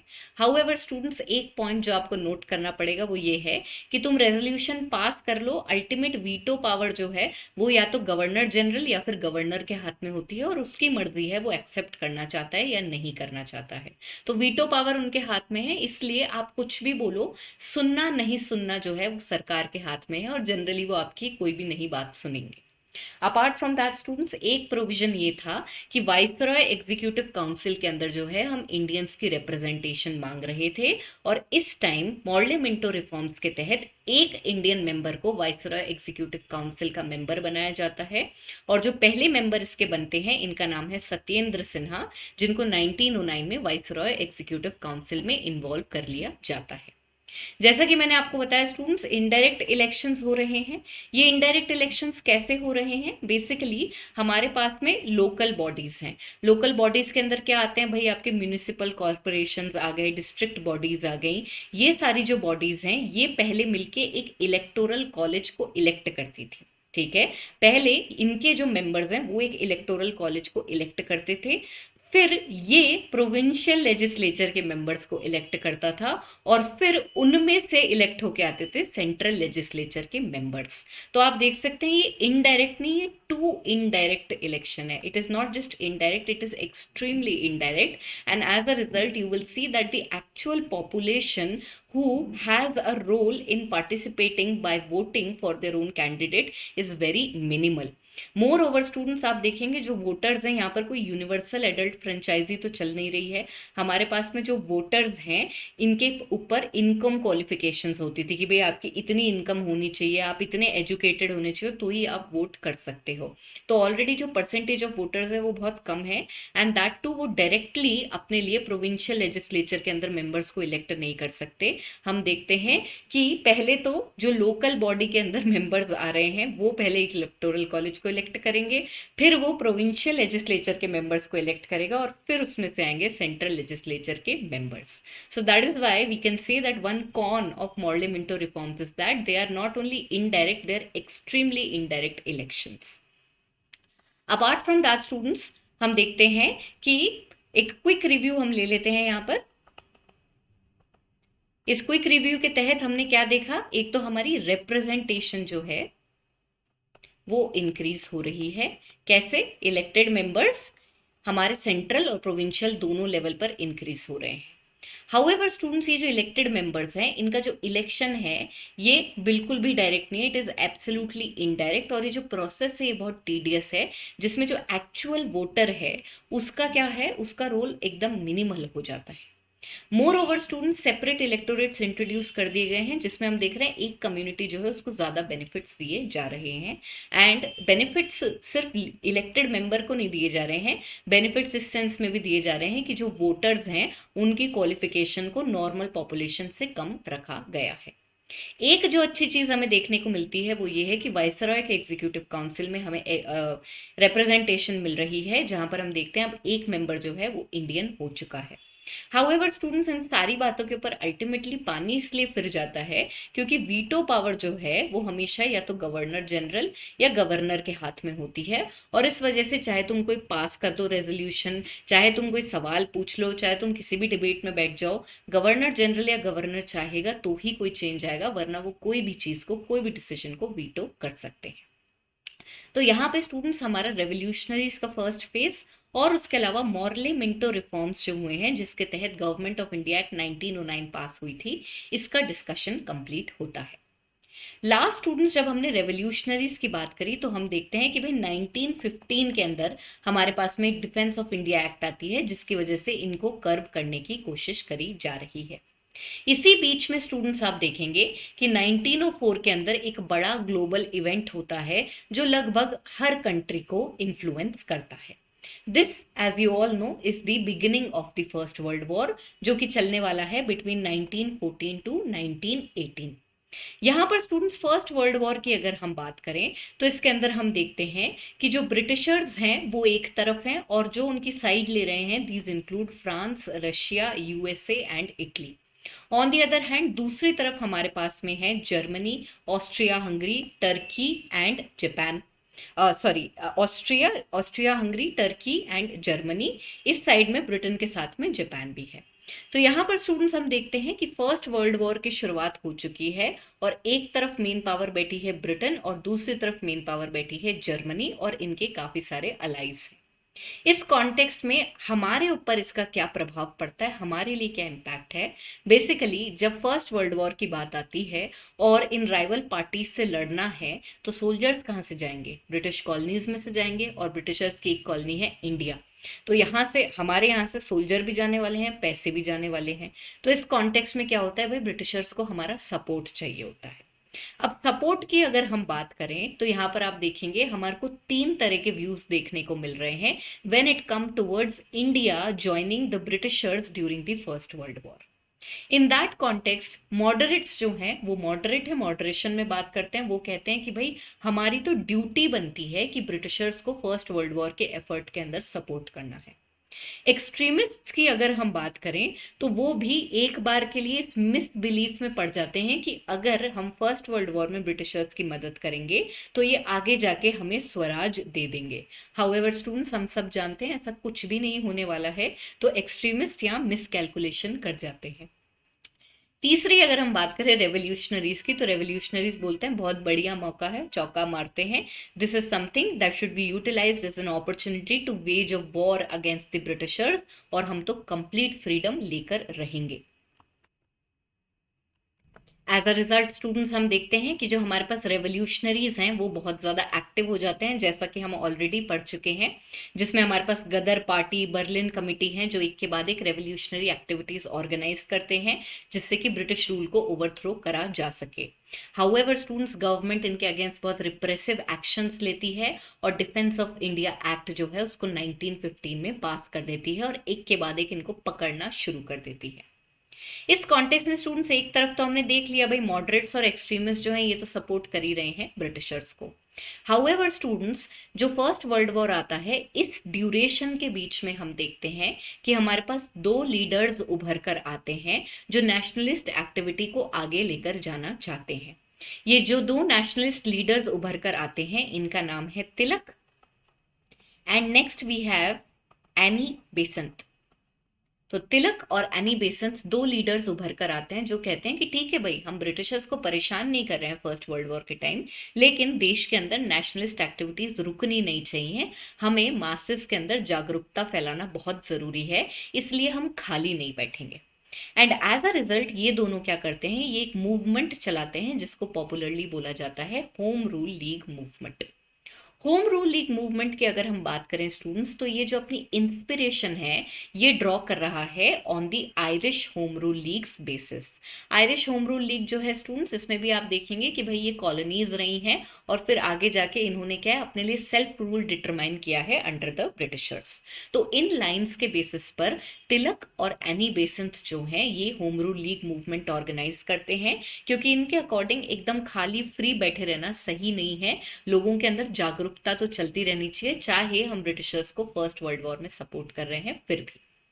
एज अ रिजल्ट स्टूडेंट्स आप देखेंगे होम रूल लीग के तहत जो मास मोबिलाइजेशन करी जाती है ये काफी यूनिक है, क्योंकि all over India Home Rule League का इन्फ्लुएंस फैलता है। And that is why this leads to emergence of a new trend of aggressive politics. Aggressive politics में हम वायलेंस की बात नहीं कर रहे हैं, ये अग्रेसिव पॉलिटिक्स जो टर्म है it corresponds to mass mobilisation on an all India level, which is only successful due to the efforts of Tilak and Annie Besant as a part of the Home Rule League movement. जैसा कि मैंने आपको बताया Pioneers हमारे पास बाल गंगाधर तिलक और Annie Besant हैं, और ये दोनों के दोनों वर्ल्ड वॉर के टाइम पे इंडिया के अंदर मास मूवमेंट कर रहे हैं, नेशनल कॉन्शियसनेस अराइज करने की कोशिश कर रहे हैं। इसके तहत स्टूडेंट्स तिलक की अगर हम बात करें तो तिलक ने अपना होम रूल लीग चलाने से पहले अपनी इंटेंशन क्लियर कर दी थी। इस इंटेंशन के तहत उन्होंने मॉडरेट्स को और गवर्नमेंट को अपनी लॉयल्टी प्रॉमिस करी, और उन्होंने बोला कि भाई हम तो सिर्फ एडमिनिस्ट्रेशन में रिफॉर्म्स के लिए लोगों में नेशनल कॉन्शियसनेस लाना चाह रहे हैं, हम किसी भी वे में ब्रिटिश सरकार को ओवरथ्रो करने की कोई कॉन्स्पिरेसी नहीं कर रहे हैं। इसके अलावा स्टूडेंट्स तिलक जो हैं वो इंडियंस को इनफैक्ट अर्ज करते हैं कि भाई ब्रिटिश गवर्नमेंट का साथ दो क्राइसिस के टाइम, और कोई भी ऐसी चीज मत करो जिससे इनके वॉर एफर्ट के अंदर बाधा आए। एनी बेसेंट की अगर हम बात करें स्टूडेंट्स तो सबसे पहले एनी बेसेंट कौन है ये हम already socio religious reform movements में पढ़ चुके हैं। एनी बेसेंट इंडिया में थियोसॉफिकल मूवमेंट के तहत आई थी, और आगे जाके इन्होंने आईएनसी को ज्वाइन कर लिया था, और इसके तहत ये आईएनसी की एक बार प्रेसिडेंट भी रह चुकी हैं। एनी बेसेंट जो है स्टूडेंट्स ये मद्रास के एरिया के अंदर काफी पॉपुलर थी, साउथ इंडिया इन्होंने अपना बेस बना रखा था, और इस कॉन्टेक्स्ट में इन्होंने जो होम रूल लीग स्टार्ट करी उसकी इंस्पिरेशन थी आयरिश होम रूल लीग। और इसके तहत ये क्या करना चाह रही है, इंडिया के लोगों में कॉन्शियसनेस फैलाना चाह रही है, नेशनल कॉन्शियसनेस फैलाना चाह रही हैं, और इनको समझा रही हैं कि भाई ब्रिटिशर्स से जो है आप more and more administrative reforms मांगो। इस कॉन्टेक्स्ट में ये दोनों अपनी लीग सेटअप करते हैं। हम देखते हैं स्टूडेंट्स की एनी बेसेंट जो है ये 1915 से ही अपनी कैंपेनिंग शुरू कर देती हैं, जिसमें कि वो लोगों को समझाती हैं कि भाई आप सरकार से सेल्फ गवर्नमेंट जो है उसकी डिमांड करो। इस चीज को लोगों तक फैलाने के लिए ये अपनी पब्लिकेशंस की भी मदद लेती हैं, और इस कॉन्टेक्स्ट में ये दो न्यूज़पेपर छापती हैं जिसका नाम है new India and Commonwealth. Apart from that students हम देखते हैं कि ये बहुत सारी पब्लिक मीटिंग्स और कॉन्फ्रेंसेस कंडक्ट करती हैं, और इनका एम क्या है, लोगों के अंदर ये कॉन्शियसनेस फैलाना कि तुम ब्रिटिश सरकार से जो है खुद के लिए सेल्फ रूल की डिमांड करो। यहाँ पर स्टूडेंट्स हम देखते हैं एनी बेसेंट की जो लीग है वो सितंबर 1916 में मद्रास के अंदर स्टार्ट करी जाती है, और मद्रास के अलावा आप देखेंगे कि ऑलमोस्ट पूरे इंडिया को कवर कर रही है एनी बेसेंट की लीग। तिलक की लीग की अगर हम बात करें ऑन दी अदर हैंड तो ये इनसे पहले अप्रैल 1916 में ही स्टार्ट हो जाती है, जो कि majorly Maharashtra, Karnataka, central provinces और बिरार के रीजन में रेस्ट्रिक्टेड है। तो अगर हम इन टेरिटरीज को एक्सक्लूड कर दें तो इसके अलावा बाकी पूरा जो इंडिया है वहां पर हम देखते हैं किसकी लीग पावर में है, एनी बेसेंट की है, जो कि मास मोबिलाइजेशन कर रही हैं और उनको एजुकेट कर रही हैं कि भाई आप सरकार से सेल्फ रूल की डिमांड करो। इस कॉन्टेक्स्ट में स्टूडेंट्स हम देखते हैं कि इनका एम क्या है कि भाई होम रूल या सेल्फ गवर्नमेंट जो है इसको कॉमन मैन तक पहुंचाया जाए, कि ये तुम्हारा एम है, ये तुम्हारा मोटो है, और इसके लिए तुम सरकार से लड़ने की तैयारी करना शुरू कर दो। मोर ओवर स्टूडेंट्स हम देखते हैं कि होम रूल लीग जो है ये प्रोग्राम एक और ग्लोबल इवेंट से काफी ज्यादा इन्फ्लुएंस होता है, which is our Russian revolution of 1917। Russian revolution में स्टूडेंट्स हम देखते हैं कि जो हमारी मोनार्की है जिसे हम कहते हैं सार रेजिम, इसको ओवरथ्रो कर देते हैं लोकल लोग अंडर जॉन लेनिन, और पार्टी का जो नाम है उसे हम कहते हैं बोल्शेविक पार्टी। तो यहाँ पर स्टूडेंट्स हम देखते हैं कि मोनार्की को खत्म कर दिया गया है और पीपल्स रूल आ चुका था रशिया में, और इस चीज ने काफी ज्यादा होम रूल लीग, इंडिया के लोग और होम रूल लीग के लीडर्स को इंस्पायर किया। एनी बेसेंट और तिलक जो हैं इनके एफर्ट्स को देख के स्टूडेंट्स हम देखते हैं काफी सारे और लीडर्स होम रूल लीग की एजिटेशन को ज्वाइन कर लेते हैं। इसमें कुछ पॉपुलर लीडर्स जो हमारे पास हैं, these include Motilal Nehru and Jawaharlal Nehru, we have Bhulabhai Desai, Chittaranjan Das, Madan Mohan Malviya, Mohammad Ali Jinnah, Tej Bahadur Sapru and Lala Lajpat Rai. ये सब इसलिए ज्वाइन करते हैं एक के बाद एक क्योंकि होम रूल लीग की एजिटेशन ऑल ओवर इंडिया फैलने लगती है। ब्रिटिशर्स के against, mind you first World war के अंदर ये कोई गलत चीज नहीं कर रहे हैं, ये सिंपली हमारे देश के लोगों में जागरूकता लाना चाह रहे हैं कि तुम्हारा पॉलिटिकल एम क्या होना चाहिए। तुम्हारा पॉलिटिकल एम ये होना चाहिए कि भाई हमें सेल्फ रूल चाहिए और हम ब्रिटिश सरकार से लेकर रहेंगे। यहाँ पे स्टूडेंट्स आप देखेंगे कि जब एजिटेशन बहुत ज़्यादा बढ़ जाती है और बहुत सारे जो लोग हैं वो इनके इन्फ्लुएंस के अंडर आने लगते हैं, तो सरकार को सडनली रियलाइज होता है अरे यार ये तो रिस्क की बात है, इनको तो रिप्रेस करना पड़ेगा। एज अ रिजल्ट स्टूडेंट्स हम देखते हैं कि तिलक और एनी बेसेंट की एक्टिविटीज पर सरकार जो है कर्ब करने लगती है, रेस्ट्रिक्शंस लगाने लगती है। तिलक जो है इनको पंजाब और दिल्ली में एंटर करने से मना कर दिया जाता है जिससे ये वहां की मासेस को मोबिलाइज ना कर पाए। उसके अलावा स्टूडेंट्स हम देखते हैं कि 1917 में बड़ी ही ब्रूटली सरकार जो है एनी बेसेंट और उनके मेन एसोसिएट्स बीपी वाडिया और जॉर्ज अरुंडेल जो है इन दोनों को अरेस्ट कर लेती हैं। जब ये इवेंट होता है स्टूडेंट्स तो इस टाइम पर हम देखते हैं कि हमारे पास एक पॉपुलर पर्सन है सुब्रमण्यम अय्यर, वो अपने नाइटहुड के पद जो है उसको रिनाउंस कर देते हैं। इस तरह के पॉइंट्स जो हैं ये अपने पास प्रीलिम्स पर्सपेक्टिव से क्वेश्चंस बनकर आते हैं, इसलिए आप इनको बहुत अच्छे से याद रखेंगे कि भाई who renounced his knighthood after Annie Besant and his associates were arrested as a part of Home Rule League agitation. तो आंसर होगा सुब्रमण्यम अय्यर। अब स्टूडेंट्स आगे बढ़ते हैं और होम रूल लीग का एक असेसमेंट देखते हैं कि भाई होम रूल लीग एजुटेशन जो है इसका क्या फायदा हुआ, नेशनल लेवल पर हमें होम रूल लीग से क्या पॉजिटिव गेन्स मिल रहे हैं।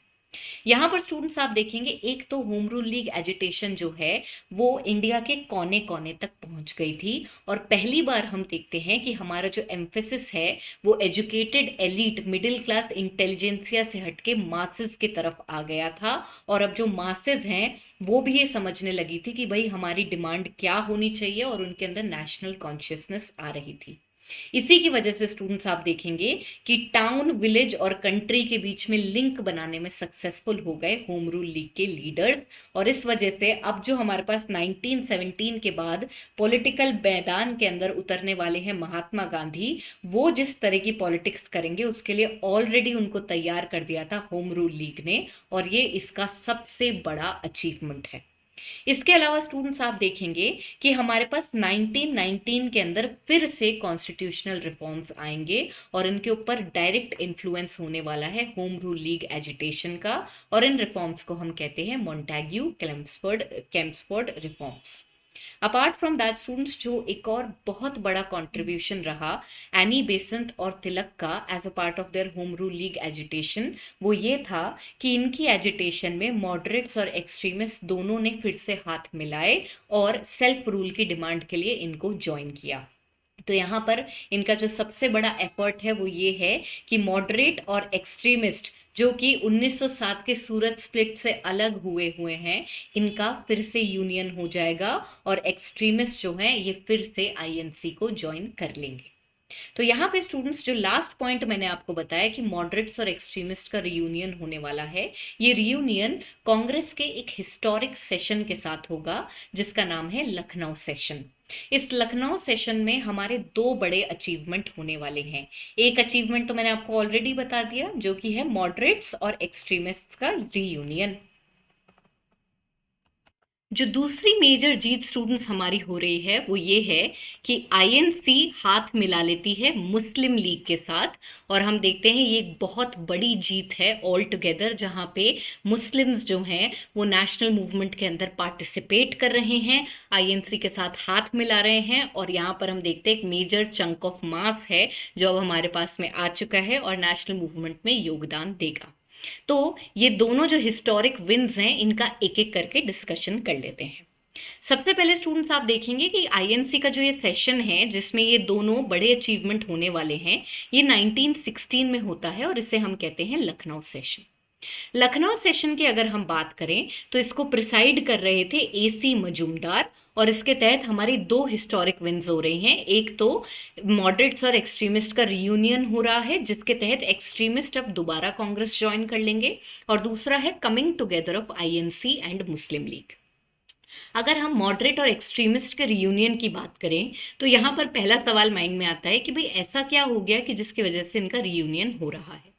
इसके अंदर स्टूडेंट्स कई फैक्टर्स हैं जिनका रोल रहा। फॉर इंस्टेंस, पुराने जो इनके झगड़े थे वो अब मीनिंगलेस हो चुके हैं, काफी साल बीत चुके हैं, 1907 से 1916 में हम आ गए हैं। दूसरी बात यह है स्टूडेंट्स, मॉडरेट और एक्सट्रीमिस्ट दोनों ने अपनी अपनी जगह पर ये बात रियलाइज करी कि भाई ये जो स्प्लिट था ये आईएनसी के लिए बहुत सारे कॉन्सिक्वेंसेस लेकर आया है। इस खंडन ने जो है हमारी पॉलिटिकल इनएक्टिविटी को राइज दिया है और हम ठीक से काम नहीं कर पाए। तो ये जो गिल्ट थी इनके माइंड में वो भी कहीं ना कहीं हेल्प करी कि ये दोनों रियूनाइट हो जाए। इसके अलावा स्टूडेंट्स, एनी बेसेंट और तिलक के कॉन्ट्रीब्यूशंस तो ऐसे हैं जिनको ना गिने तो ये चैप्टर पूरा ही नहीं होता। इसके अलावा जो हमारे पास एक और मेजर रीजन है स्टूडेंट्स वो ये है कि दो हमारे पास ऐसे मॉडरेट लीडर्स थे जो कि एक्सट्रीमिस्ट से बहुत ज्यादा चिढ़ते थे, लेकिन इनकी इस हिस्टोरिक सेशन से पहले ही डेथ हो गई। And these include Gopal Krishna Gokhale and Firoz Shah Mehta. और इसके बाद हम देखते हैं कि अब जो मॉडरेट लीडर्स बचे हैं वो कंपैरेटिवली माइल्ड हैं, एक्सट्रीमिस्ट को इतना ज्यादा अपोज नहीं करते, और इस इवेंट ने रियूनियन को फैसिलिटेट कर दिया। तो ये हिस्टोरिक विन और क्या कारण रहे जिस वजह से ये साथ आ रहे हैं, इनका डिस्कशन हो गया। सेकंड जो हमारी जीत हुई है वो क्या हुई है, कांग्रेस और मुस्लिम लीग जो है ये आपस में हाथ मिला लेते हैं। यहां पर ये इतना बड़ा चेंज कैसे आ रहा है, हम देखते हैं दोनों ही तरफ कुछ कुछ कारण रहे जिस वजह से मुस्लिम लीग और कांग्रेस जो है एक दूसरे में इंटरेस्ट दिखाने लगते हैं। कांग्रेस की अगर हम बात करें तो ये तो शुरू से ही कहती है भाई हम तो ऑल क्लास पार्टी हैं और हम सेक्युलर हैं। मुस्लिम जो थे उसमें एक ऑर्थोडॉक्स एलिमेंट था जो दूर रहना पसंद करता था। लेकिन यहां तक आते आते पॉलिटिकल सिनेरियो चेंज हो जाता है। सबसे पहले तो कांग्रेस जो दोस्ती का हाथ आगे बढ़ाती है उसके अंदर ये है कि वो मुस्लिम लीग को ये कहती है कि भाई हम आपके सेपरेट इलेक्टोरेट के पोजीशन को समझते हैं और हम इसके खिलाफ कोई भी आवाज नहीं उठाएंगे। तो यहाँ पे मुस्लिम लीग काम डाउन हो गई। इसके अलावा मुस्लिम्स जो हैं इनके अपने पर्सनल रीजंस रहे जिसकी वजह से ब्रिटिशर्स से चिढ़ने लग गए और इसी वजह से इन्होंने नेशनल मूवमेंट ज्वाइन किया। क्या थे वो रीजंस? बेसिकली स्टूडेंट्स आप देखेंगे इंटरनेशनल लेवल पर हमारे कुछ वॉर्स हुए, जैसे कि बॉल्कन वॉर। और उसके अलावा हमारे पास में जब बॉल्कन वॉर हुए तो यहाँ पर हम देखते हैं बॉल्कन वॉर में एक तरफ है टर्की और दूसरी तरफ है इटली। जब बॉल्कन वॉर हो रहे थे तो इंडियन मुस्लिम्स जो थे वो ताक लगाए बैठे थे कि कब जो है ब्रिटिशर्स टर्की की मदद करेंगे। हाउएवर स्टूडेंट्स, ब्रिटिशर्स जो हैं उन्होंने टर्की की मदद नहीं करी और इंडियन मुस्लिम्स जो टर्की और टर्की के सुल्तान को एक तरह से रिलीजियस स्पिरिचुअल हेड मानते हैं अपना, वो बहुत ज्यादा गुस्सा हो गए। तो ये एक कारण रहा जिसकी वजह से इनके बीच में आपस में एलियनेशन हो रहा है। इसके अलावा स्टूडेंट्स आप देखेंगे जो हमारे ऑर्थोडॉक्स मुस्लिम्स थे उनको एकदम झटका लगा जब 1911 के अंदर जो है बंगाल का पार्टीशन हो गया। यहाँ पर बंगाल जब कर्जन बना रहे थे तो ईस्ट बंगाल वेस्ट बंगाल बना रहे थे, तो उन्होंने ईस्ट बंगाल का क्या वायदा किया था, ये वादा किया था कि भाई हम मुस्लिम्स जो है उनको एक मुस्लिम मेजोरिटी प्रोविंस दे रहे हैं, वहां पे उनके लिए एजुकेशनल इंस्टीट्यूशंस खोलेंगे एटसेट्रा एटसेट्रा। और फिर आगे जाके हम देखते हैं इन्होंने एकदम से इस पार्टीशन को अनल कर दिया और इसकी वजह से हम देखते हैं हमारे जो ऑर्थोडॉक्स मुस्लिम्स हैं वो भी ब्रिटिशर्स से दूर होने लग गए। इसके अलावा स्टूडेंट्स आप देखेंगे कि काफी समय से जो मुस्लिम्स थे हमारे देश के वो ब्रिटिश गवर्नमेंट से गुहार लगा रहे थे कि अलीगढ़ के अंदर एक यूनिवर्सिटी सेटअप होनी चाहिए जिसको कॉलेज एफिलिएशन की पावर मिलनी चाहिए। एक तरफ तो ये ईस्ट बंगाल के अंदर भी इनके लिए कॉलेज बनवाने वाले थे और यहाँ ये इनको अलीगढ़ के अंदर ही ये परमिशन नहीं देते हैं बार बार रिक्वेस्ट करने के बावजूद। और ये भी एक कारण बनता है जिस वजह से मुस्लिम लीग का एटीट्यूड जो है वो चेंज हो जाता है। अपार्ट फ्रॉम दैट स्टूडेंट्स आप देखेंगे कि मुस्लिम लीग जो है इसमें ये टाइम आते आते लीडरशिप चेंज हो रही है। मुस्लिम लीग कब बनी थी? 30 दिसंबर 1906 को बनी थी। स्टार्टिंग के अंदर जो इसमें एलिमेंट्स थे वो काफी ज्यादा ऑर्थोडॉक्स थे, लेकिन अभी कौन सा ईयर चल रहा है? अभी 1916 चल रहा है, 10 साल बीत चुके हैं। और इस कॉन्टेक्स्ट में आप देखेंगे हमारे पास यंग लीडर्स आ रहे हैं मुस्लिम लीग के अंदर और इनका माइंडसेट काफी अलग है और ये ब्रिटिशर्स के लिए अलग सोचते हैं in comparison to the earlier leadership. यहाँ पर स्टूडेंट्स इनकी अगर हम बात करें तो ये जो यंगर मुस्लिम्स हैं ये गवर्नमेंट रिप्रेशन जो कि फर्स्ट वर्ल्ड वॉर के टाइम मुस्लिम्स के ऊपर हुआ था उससे बहुत ज्यादा गुस्सा है। आप देखेंगे फर्स्ट वर्ल्ड वॉर के टाइम पे मुस्लिम्स जो हैं उसमें कुछ पॉपुलर लीडर्स थे जिनकी पब्लिकेशंस छप रही थी, जैसे कि अल हिलाल बाय मौलाना आज़ाद और दूसरी कॉमराड बाय मोहम्मद अली। तो ये जो दोनों पब्लिकेशंस थी इनको सप्रेस किया गया, और इस चीज़ ने यंगर मुस्लिम्स को बहुत ज़्यादा इरिटेट किया, और ये नेशनल मूवमेंट की तरह ड्रिफ्ट होने लग गए, और नेचुरली इनकी अफिनिटी हो गई विथ आईएनसी। तो ये एक हिस्टोरिक सेशन था स्टूडेंट्स, जिसमें हम देखते हैं कि क्या कारण रहे कि मॉडरेट्स और एक्सट्रीमिस्ट साथ में आ गए, और उसी के साथ साथ हमने मुस्लिम लीग के साथ और हाथ मिला लिया। और ये जो एक डेकेड जाने वाला है, ये बड़ा ही स्ट्रॉन्ग जाने वाला है स्टूडेंट्स, जिसमें हम देखते हैं कि हमारे पास हर तरफ से मासेस का जो है अप्रिसिएशन आ रहा है, और वो हमसे जुड़ना चाह रहे हैं, नेशनल मूवमेंट में आना चाह रहे हैं। और ये एक स्ट्रॉन्ग डेकेड जाने वाला है, क्योंकि अभी नेक्स्ट ईयर हमारे पास एक और लीडर आ जाएंगे, दैट इज महात्मा गांधी। तो यहाँ पे स्टूडेंट्स हम अपने लेक्चर को कंप्लीट करेंगे, इस हिस्टोरिक सेशन के ऊपर हम अपने लेक्चर को कंप्लीट कर रहे हैं। क्विक रिकैप लेते हैं लेक्चर का। हमने स्टार्ट किया था रेवोल्यूशनरी से। रेवोल्यूशनरी कौन है स्टूडेंट्स? ये हमारे फ्रीडम स्ट्रगल का एक ट्रेंड है। फर्स्ट फेज हमने इनका देखा है, जो कि लगभग हमारा 1905 के बाद से 1917 तक टिकने वाला है। रेवोल्यूशनरीज काफी हद तक एक्सट्रीमिस्ट जैसे ही थे, इनकी आइडियोलॉजी गोल सब सेम थे, लेकिन टूल्स थोड़े अलग थे, जहां ये वायलेंस भी यूज करते थे।